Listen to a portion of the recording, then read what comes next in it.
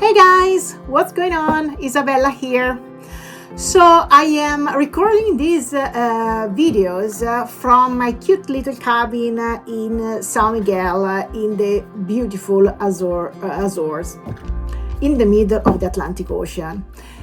This video in fact is about what you need to know before booking your trip to the Azores, because there are a few things that will make or break your vacation. So you need to know when to book, when to travel, when is the best time to travel, and these practical things that if you don't know, you may make mistakes in your booking, in your planning. So because it's my second time in the Azores and I love this place so much, and this is why I'm here. I came back this year to stay longer and to visit, to complete all the islands, my trip to all the other islands. And also in São Miguel, last time I was here, I didn't see all of it. And so, because I'm very thorough when I explore, because it's my job and it's my life. So this is the reason why I'm here. Because I want to tell you, I want to help you to plan your trip to the Azores. So here is my first tip. My first tip is consider the weather variability. So before explaining this tip, you should know that I wrote a blog post, an entire blog post on this topic. So after you watch this video, please watch it until the end because it's very important. But you have everything in writing if you go, and I leave the link in the comment below. So the first thing is weather variability. The weather in the Azores is crazy. Last year I was here in April and May. April was still chilly and rainy and windy. May was starting to get better and warmer and sunnier. This year I've seen the sun like three days, full days. Then today it's been raining all day. And then we had the sun for an hour, and then now it's graying again. I love it, but I'm here for 2 months. If you come for 3 days, you need to be prepared that when you come, you might have rain for 3 days. And this is really unpredictable unless you come in the summer. They are telling me, locals are telling me that if you come between July and August and also September, you have more chance to find good weather, sunny days, blue skies. But for example, yesterday, now when I'm recording this is the 20th of May, and yesterday we had a spectacular day, even in Sete Cidades, where it's usually very misty and foggy. It was spectacular. So you never know. But as I said, July and August are better for the weather. However, every day, in any time of the year, you need to consider that during the day, the weather can change unexpectedly. So you go out with the rain, and then it's sunny, and then it's raining again, and then it's cloudy, and then it's sunny again. So you never know. So you need to dress in layers. You need to wear a tank top like this, and then on top of it maybe a shirt, and then a jumper, and then or a fleece, and then a jacket. I have a light jacket. I'm gonna show it to you in another clip. And yes, this is very important. And then you can leave it in your car. Hi guys. So one of the things that you need to consider is dressing in layers. I have a light jacket, a wool shirt, and a tank top, because now it's chilly, even if it's sunny. But if it gets cloudy, it's chilly. If it gets cloudier and with less sun, I'm still good. And if it gets hotter, I can take this off and this, and if I decide to go to the beach or stop by one of the beautiful natural pools, I'm also ready. And yes, bring a swimsuit with you always, just in case. And this led me to the next two tips. The second tip is deciding when is the best time for you to travel, which is connected to the first tip. When can you travel? You need to know that April, let's face it, the Azores are a summer destination, but if you come in the spring and in the fall, you might find still good weather, cheaper rates, and less people around. If you are anything like me, that you don't like to find the crowds and to walk in crowds, and you find 1,000 people on the beach, April, May, and probably at the beginning of June is the best time of the year, and it's still cheaper than July and August. Because July and August is when you find the best weather, the price of everything skyrocket. The tours, you need to book them way in advance. The car rentals, you need to book. I just booked a car rental in Pico for July, and I booked it too late, because I didn't know when I would have been there. Actually, I decided the last minute to go back to Pico because I loved it so much. I leave my link to the Pico article here, and so I booked the car, and I had to book a higher level car and spend more money because the basic level, which was cheaper, was already gone. So that's the way it is. So keep in mind that if you travel from April, May, June, you have more chance to find rain, but you have the island for yourself, and you have lower rate. July and August, higher rate. You need to book way in advance, and you find a lot of crowds. Restaurants need to be if you want to go in a specific restaurant and that is very popular, you need to book it in advance. So this is very important to know.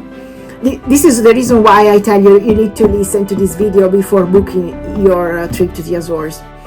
Then I'm looking at my article because I wrote down some points, otherwise I forget. What else? So the other important point, third point, is renting a car. I rent a car.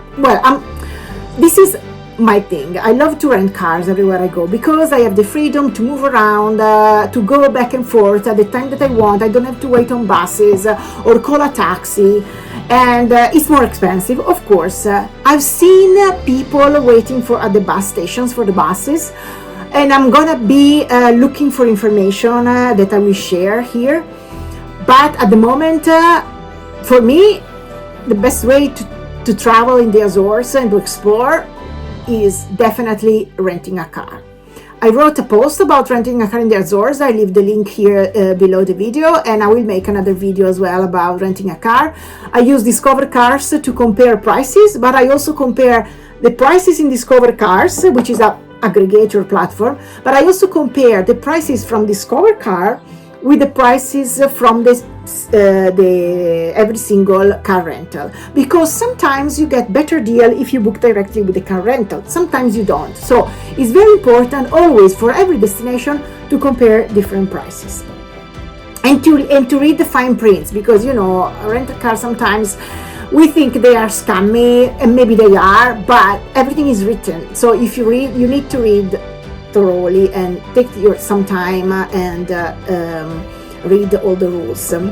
So this is another important thing. And it's easy to drive around in the Azores. It's not like Madeira, that I've heard is a bit more tricky. The Azores is very easy. I'm gonna make another video, but you need to know that book a small car.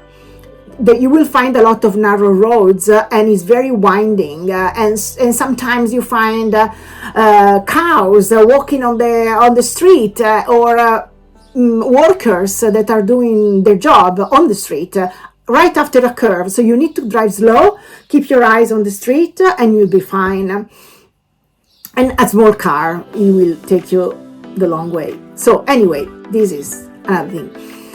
Where I am, 4 point, how to get to the Azores. Well, they are very connected. If you're coming from the US, Azorian, I love SATA, the Azorian Airlines. I don't know, I find them super nice. The staff is super nice and super helpful, and the service on board is great, and it connects different destinations. I'm gonna leave a link to one of my posts, but I think it's Boston.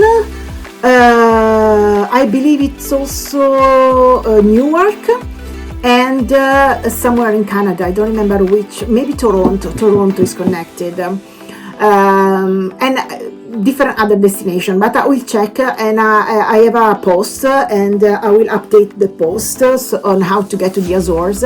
But yes, it's very well connected. So if you come to the US, you don't have to go all the way to Portugal, to the continent, and come back. You can go straight from the US, and I think it's 5 hours flight. Well, depending on what, of course, from Newark. So it's very convenient, and of course you need the passport. Well, it goes without saying. And then if you're coming from Europe, there are many flights. Air France also is flying. I think Lufthansa as well.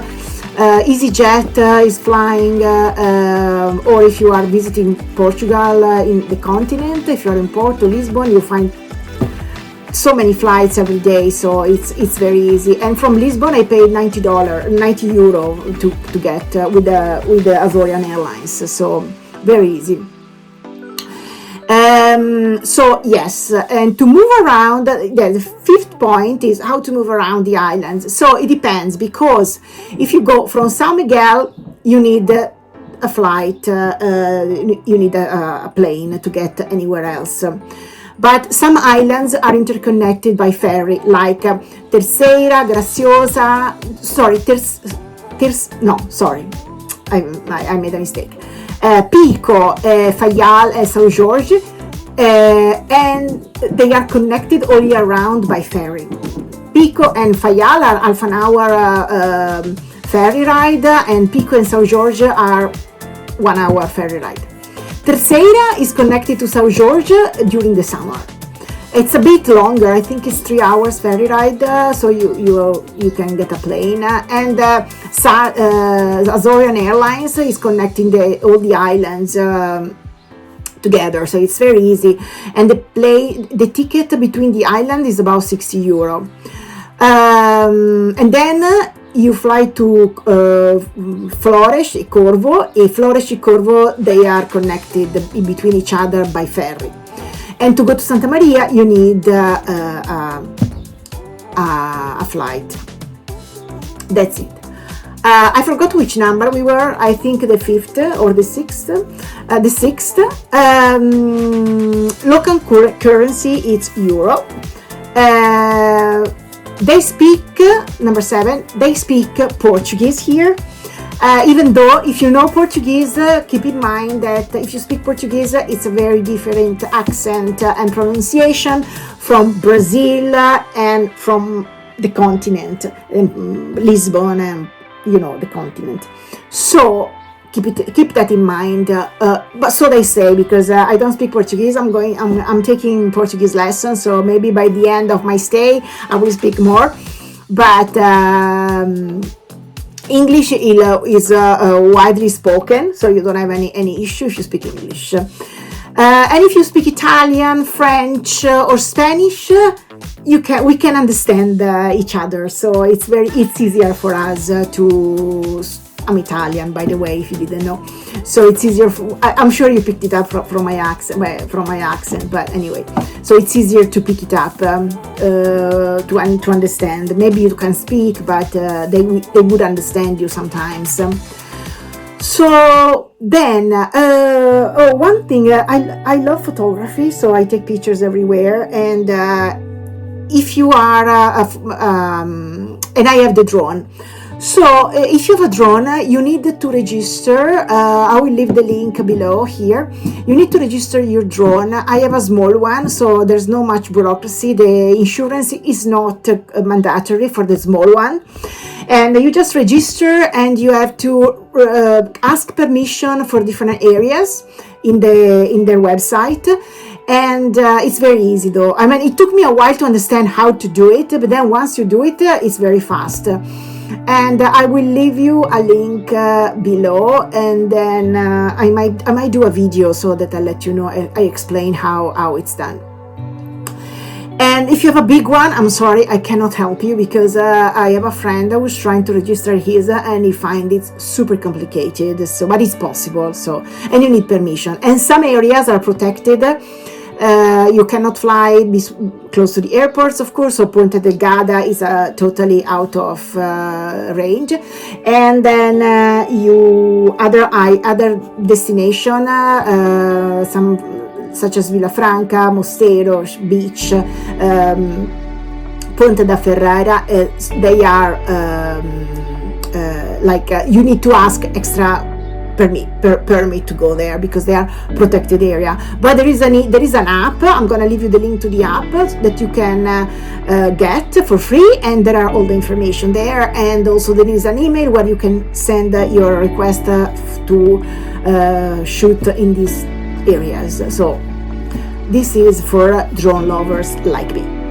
So if you see my drone footages, everything is I fly where I can and when I can. So, and then there are some rules that are written in this app, so you need to follow. But there are common sense rules, like don't fly over people, over houses, and things like that you should already know. Anyway, what else? There are. I think we are number 8. There are a ton of outdoor activities. So outdoor lovers will love the Azores. Hiking trails are super well marked. There is an app, I'm gonna leave you the link to the app as well, that it's free, and it's made by the Azores Tourism Board, and it's very, very user friendly, and it marks all the trails, the difficulty levels, but all this information you will find them at the beginning of every trail. You will see here. I'm gonna share a video on that too. You are hearing some noises. Those are, I think it's called firecrackers, because there is a local festivity here now. This is a week of celebration. It's a religious festivity. I always forget the name. My apologies. And so you hear these firecrackers. Sorry about that. Anyway, but it's part of the folklore, let's say. If you're worried about internet connectivity, don't worry. I mean, it's internet is very good everywhere. I've never had an issue at all, if I remember well. Yeah, it's rare to go in a cafe and work from there. I haven't seen anyone doing it. I do it only in my favorite cafe in Sete Cidades, in Casa de Chá. It's a cute cafe inside a hotel, and they have delicious dessert, and you can go there with your computer, with your laptop, and work from there. I'm sure there are others, but I don't know about. So if I find out, of course, I will write about it. Safety is absolutely it's safe. Sometimes I forget to close the door, and I'm not the only one. So it's super safe. You can walk around and at night in Ponta Delgada. The only thing is that it's not safe. I mean, it's not that it's not safe, but you just need to be careful when you drive. But because the streets are very winding, I was saying, so you need to pay attention. And but other than that, it's really safe. People are super nice, and if you have any question or you get lost, you can ask. But you will find out your way around with Google Maps. Sometimes Google Maps takes you to roads that are better like be avoided because they are dirt road, and so sometimes Google makes mistakes, but in general it's easy. Just be careful with the road and the potholes, basically. I actually have a video that I'm gonna show you. I'm gonna run now while I'm speaking, that you can see, like in this spot. I went on a extra secondary road. It was very secondary road, and it was like a dirt road, and I found so many holes, but I managed to go through. You just need to go slow and be careful. That's it, basically. I think I'm at the end of this video. It's already 20 minutes, and sorry if it was too long, but I had a lot of things to say, and probably I even forgot something, but I leave you with the link to my blog so that you can read more stuff about cultural etiquette, local markets, water sport. Oh, the whales. Oh, how could I forget my favorite animal on the planet? So, the whales. There are whale watching tours here in from Ponte Delgada, Villafranca in São Miguel, from Pico, and from Fajal. Those three islands you can book your whale tour. It's cheap and it's spectacular. You will see these beautiful animals right in front of you, and the tour is absolutely ethical.